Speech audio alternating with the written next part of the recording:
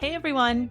On today's episode of Active and Connected Families, we're going to discuss mental fitness for high-achieving athletes and high-achieving teenagers across the board. Coach Michael Atunrase of Resilience Fitness and Sports Performance joins us again and gives us some strategies and daily habits that we can teach our teams to use, even use ourselves as we're getting through the tougher parts of life. As always, Coach Mike's lens is that of an athlete. He uses a lot of athletic terms. We talk about football, basketball, all the sports, but everything he says really applies to teenagers in general and people in general. He has an amazing understanding of the way teens live and the way teens see the world because he spends so much time with teenagers. So even if your child is not an athlete, I think listening to him and having an understanding of their experience of the world is going to be useful. Thanks so much for listening, and don't forget to like and share this podcast if you enjoyed it. Hey, Mike, we're so glad you're back. Hey, Amanda, thanks for having me. So excited. So we have Mike Atunrase here from Resilience Sports. What is it? It's on your shirt, and now you leaned forward, so I can't. Fitness and sports performance. Fitness and sports performance. I never know which one comes first, the sports performance or the fitness, but we're so glad you're here, Mike. Oh, I'm glad that you invited me. Thank you. It's always good to talk to you. So you all, Mike and I have already talked for an hour about the trends that you're seeing among teenagers and athletes. And a lot of these trends actually that we're talking about with athletes do kind of translate to all teenagers. And I think overall, the thing that we're talking about seeing is just the general increase in anxiety and depression that we all know is happening for the teenagers these days. Yes. And it's a shame because there's a mix of those, especially the high achieving teenagers. They feel like they shouldn't feel that way, or they feel like they shouldn't be experiencing these things. And they don't reach out for help necessarily about those things. Or they have so many other elements in their life added to their everyday when it comes to training and sports and practice. And it almost feels like, well, maybe I'll deal with this, but it's not as important as these things. So let me put it on the back burner. And health is one of those things you can't put on the back burner. You got to bring it to the forefront and address it head on. So especially with that high achieving crowd of those teenagers, we have to let them know that we're here to help and let them know that these things that they have issues with, it's not a huge deal to say, hey, I need help with these things. Mike, you almost made me cry because obviously I'm crying from the beginning because I think you're right. So many people that are doing so many things are just kind of pushing their emotionality and the emotions that they're feeling behind them. And I think they're saying, maybe I'll get there one day. But then the second you actually spend 10 minutes really talking to some kids, it's right there on the forefront. I'm sure you see it when you're training folks, right? It's like, oh yeah, sometimes you say, how are you feeling? And they just well up with tears. Right away. And it's because they have this emotionality, like you said, built up. And it's built up. It's like they've been sweeping it under the rug. And all of a sudden they're on the rug, but the rug is 10 feet up off the ground. Oh, yeah. You know? Yep. So I see this with my fitness clients as well, especially mothers. They're so worried about, oh, I got to worry about kid number one. I got to worry about kid number two, my household, my partner, my spouse.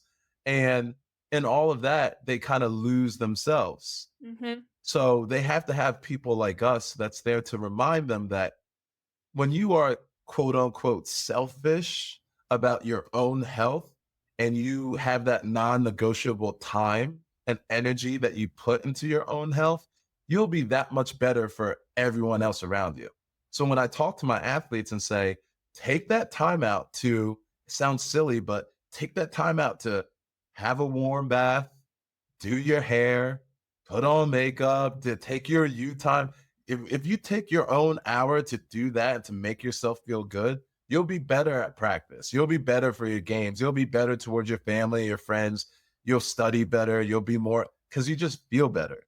Mm-hmm. Taking time for you is important. And the way you structure that will look different person to person. Some people need to go for that walk. Some people need to meditate. Some people need to do some journaling. Some people need to talk to that person that they would usually confide in, but they say, oh, I'm too busy. I'll call them later. And then later turns into never, you know? So That's what I do in the playbook program. I'm like that constant reminder. Hey, take some time for you. Checking in. How are you doing? That can go a long way. So here's what I like about what you were even saying, Mike, and I don't think you even realized it, but you were using the term health and saying health is really important. And you're a fitness coach, you're a sports performance guy, and then you're talking about health taking time to take a bath, health taking Yeah. time to go on a walk. You're not talking about like health building your muscles or health like building your cardiovascular fitness, Because right? that's what we normally think, right? That's like the normalized way of thinking about health is, oh, health means I need to go to the dining hall and eat a salad. Or health means I need to work out at 6 a.m. And all those things are just elements. Like, nutrition is an element of health. And yes, exercise is an element of health. But just because of especially the demographic we're talking about, that athletic community, you're kind of already forced to do a lot of those things, right? So the other things, though, the other elements that are going to make this balance of your health, because that's what I talk about with my student athletes. I say your health is like a row, and you have columns holding it up. So if all your columns on the left side of your row are strong, but the right side is weak, your row is going to be unbalanced. And with an unbalanced line of health, you never know what's going to happen. So I Mm-hmm. say we got to work on strengthening everything, making everything. I said one of the ways we work on injury prevention is balance. You don't want the quads too much more powerful than the hamstrings. Why? Because then you'll pull a hamstring, right? You don't want your chest so much stronger than your back. Why? Because then you're going to have some back injury. So the balance of, yeah, I'm working out, I'm eating healthy. Is my mental health also there? Am I feeling depressed? Am I feeling anxious? What are those measures that I'm taking to combat that or to deal with that? What are my coping mechanisms? Just like you practice the sport you're playing, or just like you train, you're putting good type of stresses on the body parts that you need to, or on the skills that you need to find out where you fail and to grow and to improve. The same way you need to like hit those touchy subjects and how you have to navigate those things, those anxieties, those things that make you feel bad. The same way you have to address those and navigate those and kind of, put stresses on those things so you address them and then get stronger in those things. So one of the things that I really hope for my athletes is they see health in that kind of umbrella kind of way. They don't just see health as I work out, I exercise. They see health as in I take some time for myself to take a walk, to dress up and feel nice and to feel good about myself, to go to sleep on time, to talk to and check in with my people who have the right things to say to me. I know when I'm in, crisis. So yeah, health is a very umbrella term. And I try to use it in a way that it's interchangeable when it comes to those two different sides. That's a So great there's not a strategy. dichotomy in Yep. it. It's very melted and melded into one.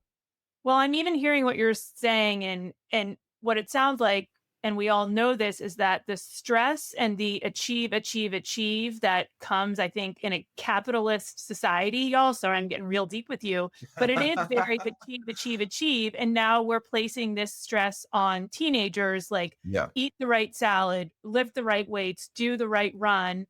And we're not putting time in for the emotional and mental health because on some level we think that it's not worth it. Or I know even for me, I'll be like, well, other people might need to take that time, but I don't like, I'm strong. I don't need to take that time for myself when really I do.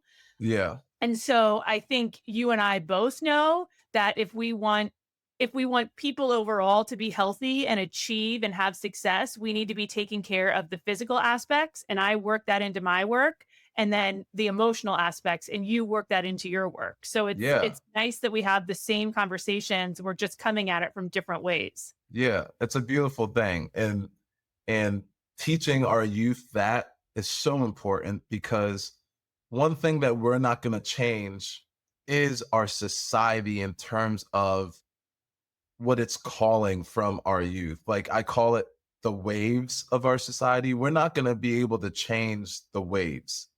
But what we can do is teach our youth how to surf.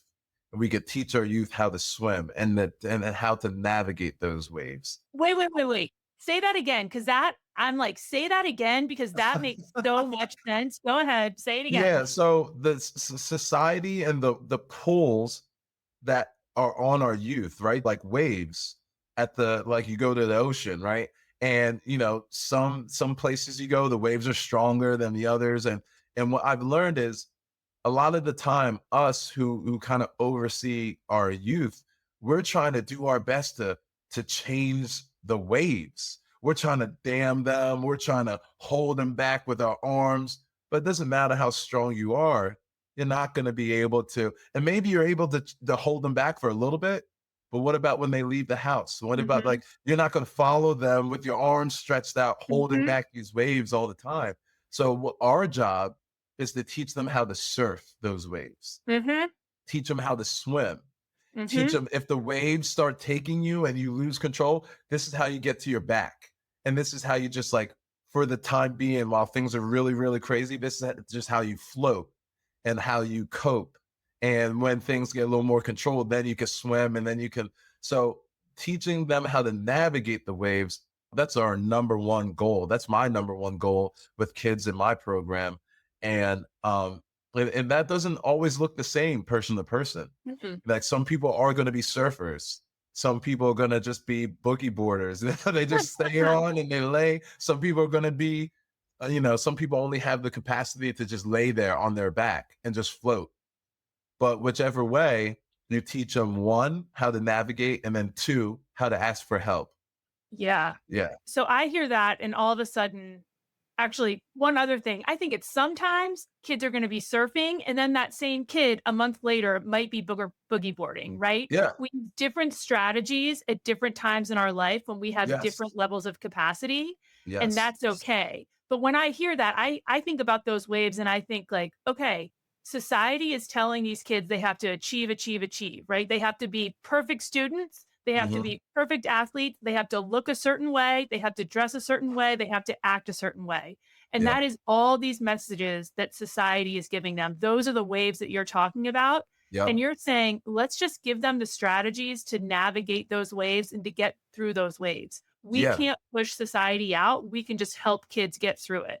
Yes, yes. And one of my goals when I see a kid is to understand what their society looks like.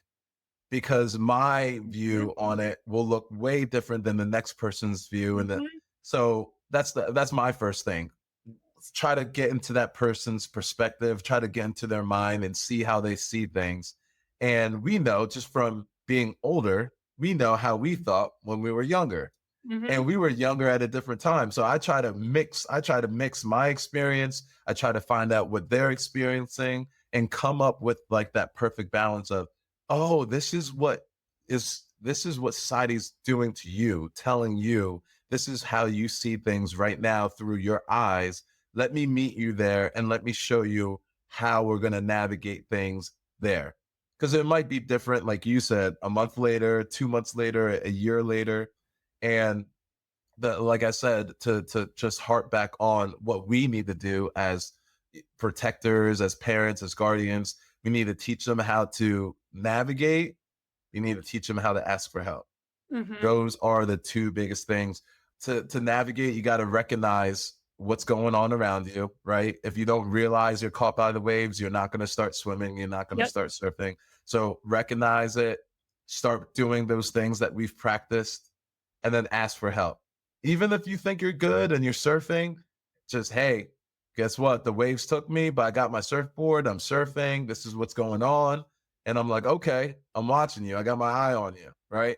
So that's the biggest thing, especially my athletes who have now like left home and they're going to school. Yeah. It's like, hey, I did the training session with you. A lot of the times when we do my like our virtual workouts, I'll do the workout with them like through like a Yeah. video Yeah. call.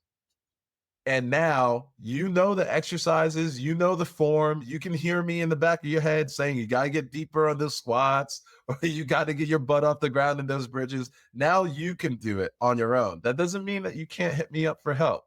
You can hit me up for help. You can refer back to the videos that we have and everything, but there has to be a point where the kids and the young athletes take the things that they've learned and the things that you've practiced with them and they start doing it on their own. Mhm.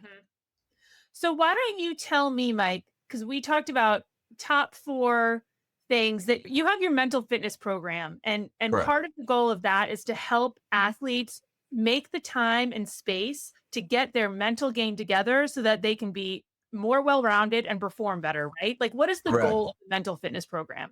The mental fitness is exactly that. You hit the nail on the head. To backtrack a little bit, I started looking at just the temperature, the climate of mental health and how it relates to athletics. And one of the things that I realized is when it boils down to its most basic element, my job as a sports performance coach is to make sure that you can perform your best when your best is needed. So my job was, okay, how do I get my athlete to perform the best? I need to make sure that they're strong enough, that they're quick enough, that they're fast enough, that they're not injured, right? That became a thing in the last 15, 20 years. You see a lot of like injury prevention work Mhm. going on. So those are like those things that I focused on: athletes' speed, their durability, their agility, their strength, their power, their endurance. But then we realized that an athlete can have all of that, but break up with their boyfriend right before a game Mhm. or get really anxious because they're going against someone who beat them 2 tournaments in a row. And all of a sudden they show up to the event and they don't perform their best, even at their strongest, their Mhm. quickest, their fastest. So then I'm like, I have to have something that addresses this emotional, mental fitness side of athletics. When you think about it, we hear that quote all the time. Sports is 90% mental, right? Mhm. But we don't train like it is Mm. usually. So my idea a couple years ago was let me come up with a program that's going to address this. So we treat mental health just like we treat strength training, fitness training. So I created a program where we address these things in terms of, identity, self motivation, self preservation, self esteem, all these things that build into getting the athlete to feel like they are the best versions of themselves on that emotional, mental fitness aspect. So in the program, there's a bunch of daily things we do. They're just small things. None of these things are huge, big, you know, first time you've ever heard of them things. One of the things we do every day is we journal.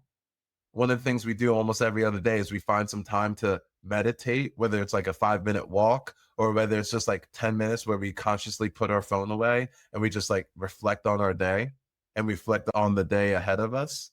Small little practices like that we log on a day-to-day basis, and then some bigger practices that we do. And yeah, and what we're gonna only share top four that we're gonna Yeah, why share. don't we teach the top four so that folks listening can either try them themselves or help their team implement them, right? So yeah, I've already, and I work with many athletes. A lot of my athletes are away in college right now. I've already talked to many of them, talked to many of their parents that they're dealing with this identity crisis. And it happens very often freshman year. And when I think back on it, now that I know more about mental health, it happened to me big time. And thank God that I just had the right people around me that I was able to deal with it, not even in the best way. I was able to just get through with it. Maybe I passed it with like a C plus. I can't imagine how better I would have been if I actually addressed this head on, But you go through this identity crisis. One, you're leaving home. Leaving home is tough, right? For anybody. But for athletes in particular, especially athletes that are playing at that collegiate level, you're going from like being the man basically or the woman, right? You were the best of the best where you're from. The team depended on you, the team celebrated you, was about you. And even in your recruiting process, The coaches celebrate you. They come to your school. They say they whisper sweet nothings in your ear, and then you get to school and you're carrying the upperclassmen's pads, equipment. You're just a freshman. Like you're not the shit anymore. And that right there is very tough to go from like that senior, I'm the best, I'm all state, I'm all this, to I'm just a freshman, I'm maybe not playing as much. Maybe the coaches don't pay as much attention to me. They were just courting me on this whole recruiting process. And now they don't even, look at me twice. That right there is tough. The dichotomy of now you're on campus, people looking at you like, oh, you're cool. You play sports. Like, yeah, I am cool. I play sports. I'm on but then you get to the facilities and it's like, oh, I'm a freshman. Yeah, I forgot. Like, I don't play too much. And so, Here, can I like apply this? So, what you're talking about essentially is when individuals have a really difficult time, right? So, I hear that and I'm like, this is any athlete who's going through a life shift or feels yeah, anxious, yeah. right? So, you're talking about it as a time it really applies when kids are starting college, but I'm hearing about it like, oh, this could be someone breaking up with their boyfriend or parents getting Oh, yeah. divorced in the middle Any of a shift. big important season. Yes. Any shift. It's a social shift. Any shift in the way you feel and the way you approach what you do that has anything to do with your identity. Yep. So what do you teach them to do? One of the number one things you have to do is log all the work and the time you put in to what you do. Every time that you practice and you practice well, log it. Anytime that you train, anytime that you exercise, anytime that you watch film, log it. It doesn't have to be a book. You don't have to write a novel, but write down what you did, write down the insights from what you did, date it, have it all in one place. Next time you're going to go compete, next time it's right before a game or something like that, and you have some downtime right before that game, pull out that log, look at it. You're looking at all the dates and all the things you did, all the extra little pieces of work that you did. That's going to remind you and give you the confidence. I'm well prepared. I'm prepared for this. Look at all the preparation I put into this. Look at all the effort I put into this. That is not worth nothing. That's worth a lot right there. And that confidence you have in preparation will hopefully curve a little bit of that anxiety that you have because you're like, I can do this. I'm in this and I'm doing this for real. And I'm like a perpetual logger, and I think it is an anxiety reducer because you're right, just like you're talking about. It also can really let you know what you're doing right or what you need to shift. Like if you Yes. tapered for something and you're like, I killed that taper. Well, now you know exactly when you started taper and what you did with taper. Yes. And you want to know what's real crazy, guys? And I'm going to get real dorky with you. I kept my log from swimming when I was like 15 to 18 and I saved it. And now I'm able to, I like compete with myself as like a 16-year-old. And I'm like, oh, well, I could do that now. Oh, I can't do that. But I've kept it 20 years later and I'm still using it as motivation for myself. It's one of my most like prized possessions, but I love it. You know what, Amanda? You kind of jumped into like my number four thing. So I'm gonna like refer back to this little like conversation Okay. that you had as I go on. But number two, number two, when it comes to what athletes should do to kind of cope with or curve or address this depression anxiety is find something that you are good at or that you take pride and joy in that has nothing to do with your sport or with like the main thing that you're doing. When you find that one other thing, that's going to just give you some time away, some time outside of usually what is bringing about that anxiety or that depression. What's bringing about all that, the stuff that makes you kind of sad or tense or intense. Find something that you enjoy that you can do to take yourself out and away from that. Usually when you spend time in there, you already know it's going to make you happy because it's something that you chose that's maybe not as competitive or maybe that's just like, that brings you joy. hopefully, if you really spend time in that, you find a community around that, other people who enjoy that, other people who are doing it. You create a whole nother community network that you can talk to. That is a great way to not only get away, because we need time away from some things, right? I love my daughter. I need some time away from her sometimes, right? That's You're all. not That's one way to get away from it. That's also another way to just gain more perspective on your main thing. I have non-football people see something football, and I'm like really technical when it comes to football. I've had non-football people look at something and say something about that, and I'm like, oh wow, yeah. I mean, you said it very plainly, but that makes perfect sense. It's just a different perspective, and Mhm, sometimes we get trapped in our own perspective so like heavily that a new perspective or a different perspective is so refreshing to us, mhm, and it mhm, brings about more balance. And that's what we're looking for in that sense, is the balance between not being so consumed only in one thing and feeling like we're being suffocated or we're drowning in that one thing. mhm. So finding something, whether it's drawing, whether it's a club that you're a part of at school, whether it's a your favorite show that you like to watch. It's like a watching party show club. I don't know, something, book club, something. That's usually my advice. And sometimes it's hard because our time is so limited. But Mhm, it's that conversation that we were having earlier about taking the time. You have to make the time, mhm. and it's gonna help. It's gonna help you in the long run. It's like an investment. And I think it goes back to what you were saying about those 2 rows, or the 2 columns holding up, right? Like, if you're only talking about football or you're only talking about swimming, like, the other side isn't gonna be held up. Which, Yeah. by the way, there's a lot of research on this for working women.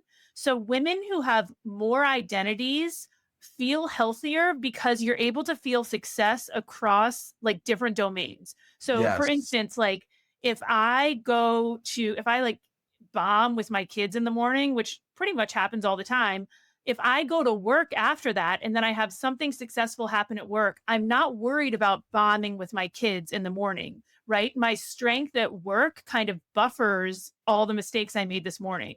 And so Yeah. that's the same thing you're saying with athletes, right? If we're only football players and we mess up a football practice, then we have to hold on to that all day. There's no All day, escaping. every yeah. Nowhere else to go to kind of give you esteem back. And so Yes. if we have multiple roles, we're able to better hold on to our esteem throughout the day.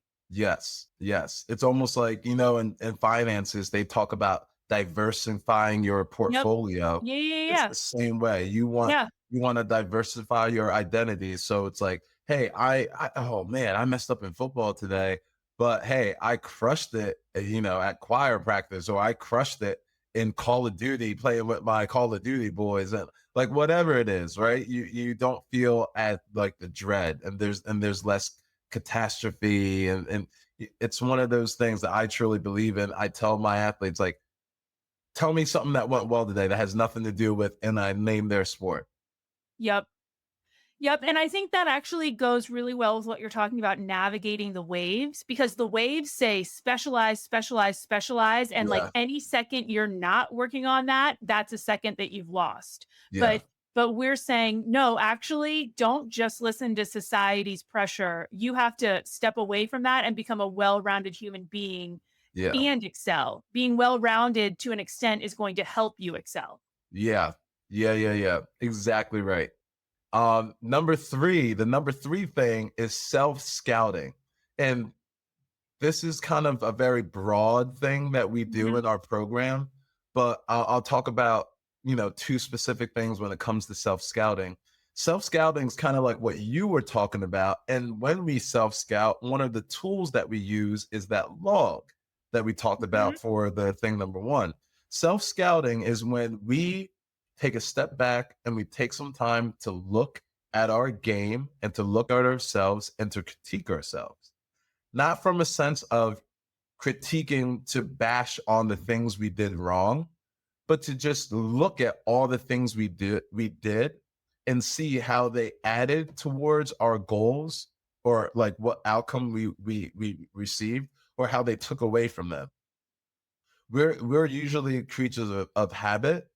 Hmm. So we usually do the same things in the similar situations. So I told you two things when it comes to self scouting. The first thing is to understand what we are doing, period. I went to practice, I did this, I did that. Is that enough? Did that help? Did that take away while I was in practice? Did I maximize that practice? Did I do this? Did I do this enough? Did I get enough sleep? Did I eat enough? Hmm. All those things comes into self scouting.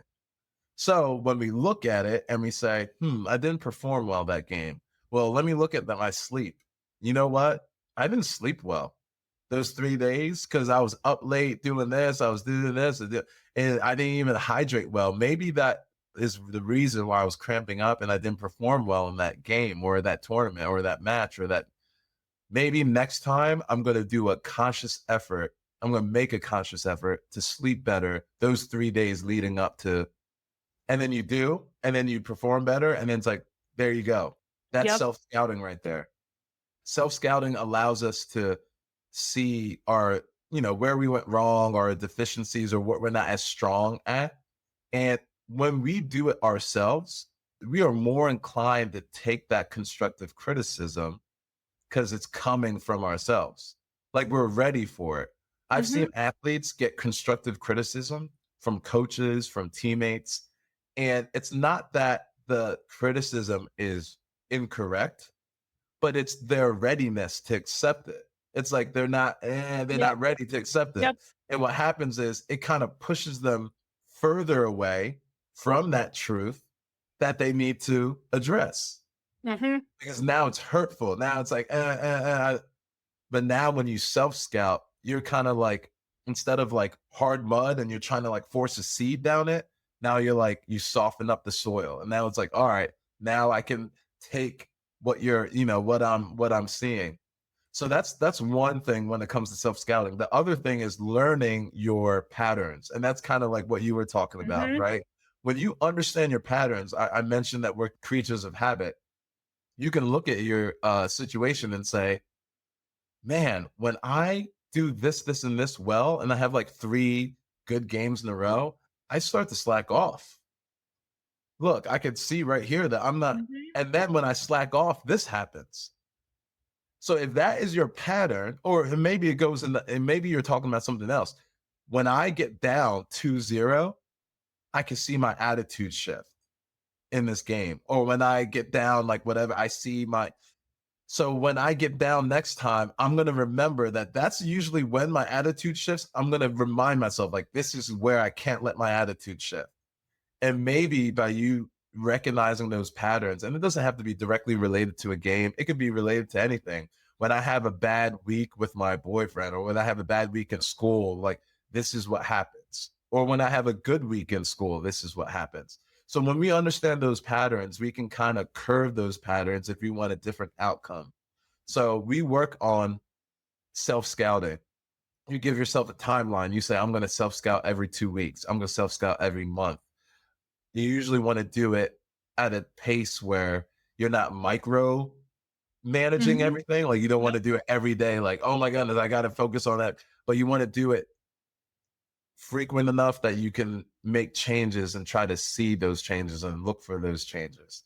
And I'm So, going to add to that, oh, which of would course. be scouting your strengths as well, right? Like Oh yeah, Tony of Bennett course. always talks about, the 5 pillars. Part of humility and part of being humble is knowing what you're doing well as in addition to where Yes. you need to work, right? Just like any Yes. scout would. Wow, you've got like a killer, I don't know, squat, but like let's work on your bench press. You have Yeah. to know what you're doing well in addition to where you need to work. Amanda, that's big. And that's one of the, I said I was going to give you two, but that's one of the other things that we do in self scouting because that's part of identity. And that's part of, I Mhm. call it self awareness. And self awareness is huge.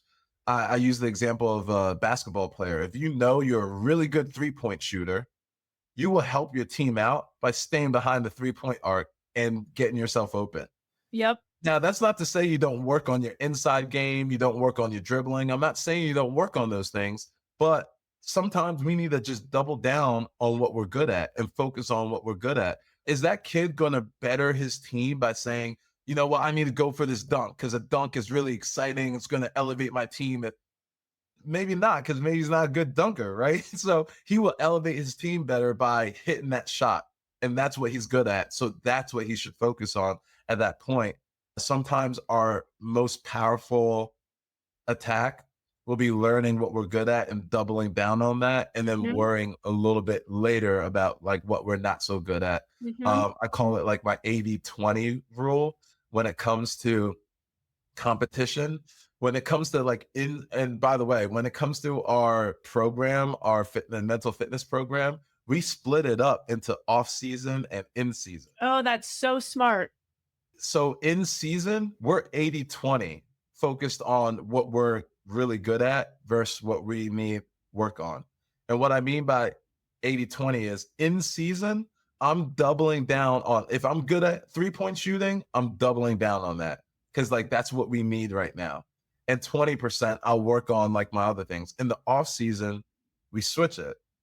And it's like, I'm going to work 80% on the things that I'm like not so good at. And then I'm going to like do 20% on what I'm good at. That's So genius. hopefully that, you start to get better at both. And you're And never it trying to prevents get it burnout. 50-50, Yep. because 50-50 is like, that's like, we always want things to be, equal. It's never going to be equal fair. Like, you're never going to be maybe just as good as Duncan as you are at 3-point shooting, unless you're like LeBron James or, you know, but you want to be able to have that clear, distinct mentality that you need to know what you want to do. When you don't know what you want to do and you have that like, should I work more on this or should like that creates hesitation, that creates like identity crisis, that creates like, and then what happens as a competitor is maybe you do say I need to go for that dunk, and then you don't, and then you go for it and then you don't hit it, and then you miss the shot and now you feel bad and now your team's looking at you weird, and then you're like, that's a big difference than you saying, no, I know exactly what I'm doing. I'm going to double down on my shooting. And you hit those two big shots. And now your team's celebrating you. And you're like, I'm the man. Like, I know what I wanted to do and I did it. So self awareness is part of self scouting. That's like a That's a huge good one, Mike. And what's your last strategy for helping athletes kind of keep their mental fitness game in?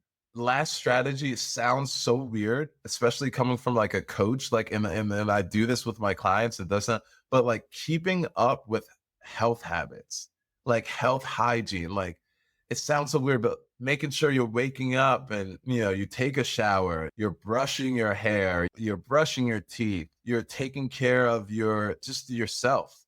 Some women don't like to do their nails. I tell, hey, if you like to do it, go do your nails. Like, I tell my guys, yo, have you ever had a pedicure before? Go get a pedicure. Do things that are gonna take care of your body that have, little to do with the actual sport or like school, but everything to do with you feeling good. Like, one thing that they do notice with youth who are struggling with mental health, they notice that that's the first thing to go. Their like hygiene and their eating habits and their sleeping habits. So if that's the first thing to go, that needs to be one of the main things we're focusing on when you are, struggling, or when you're in a very intense situation. Let's make sure that, and you don't have to like dress up to the nines every single day, but doing those main basic things like sleeping, eating right, spending some time just for yourself, taking a shower, or a warm bath, or going to do your nails, or going to get a massage, like those type of things, even though that takes time. And that's one thing that we don't have a lot of. It's one of those things. It's an investment. It's an investment into your happiness and into your overall feeling, your self-esteem. And that goes a long way. Well, and I hear that too. And for me as like a 42-year-old mom who's relatively busy, but what I hear is like I'm very connected to my body. I'm very connected to myself as an athlete, right? Like I know I've got my Garmin, I've got my logs. I know what I'm doing physically. And I need to be connected to my body in other ways that's just like my physical performance, right? Like I do need to be connected in my body and like feeling proud of how I look and making sure I like wash my hair. I haven't showered today again, guys. I already told Mike about that. And this is my reminder to do that. But I think part of it is being connected to our body in other ways that are not just athletic performance. And that's Yes. hard, but our Yes. bodies do serve multiple functions, and Yes. like we need to make sure we have time for all of that because there are other parts of ourselves besides just being an athlete. Yeah. Especially physically. Because we are so kind of all or nothing physically, right? So it's like I'm going for a run. Oh, like how? What's the distance? Like what pace are you shooting for? Like no, I'm just gonna go, right? Or I'm gonna go and get a massage. It's like what's sore? Nothing. I want to go feel good, So we gotta have that ability to remind ourselves that our bodies are not just mean, lean, killing machines. Like they also where we live in. It's the space that we live in. So we got to take some time to realize that not everything physical we do or not everything we do for our body is directly related to racing or directly related to lifting heavy or to tackling someone. It could be just related to moving, And just to being a person, being a right? person. Yeah. It's kind of really honoring the other parts of ourselves that are not, and we're talking about it emotionally and mentally. We're really saying honor other parts that aren't just about performance. And now we're saying do that physically too. Like honor your Mhm. body that isn't just about performance, because that's an important part of who you are as well. Yeah. Yeah. So a lot of my athletes, I'm telling them, yo, shower. Well, you're talking to me, sadly. I'm like, I do need to shower. Um, this was like I think this was our best conversation yet. Personally, I feel like I gained a ton of information, and I'm going to steal a lot of your lines. Oh no, don't do that. No, I'm just kidding. You're I mean, welcome that to steal wave thing, anything. y'all, I'm taking that though. I'm like, look, they're riding the waves of society, and I need to teach you how to surf. I think it's great. I use that all the time with my I parents. love Like, it. believe it or not, even though I get like these athletes in the program, it's almost like their parents are in the program as as Yeah, well. I'm sure. I get. Yeah, Well, tell me, how can people get in touch with you? You have an amazing like Insta following. So can you just, especially that, because guys, his Instagram is actually really inspirational. So how can people learn more about you and what you're doing? So they can find me on Instagram at coach underscore Mike underscore Atunrase. My last name is pretty long, but it starts ATUN and then finishes RASE. Or you can find me through resilience. Our Instagram for resilience is resilience training underscore. And more specifically for athletes, because resilience training is split between like our fitness and our athletics, resilience sports underscore. You all, I just learned a ton. Thank you so much for listening.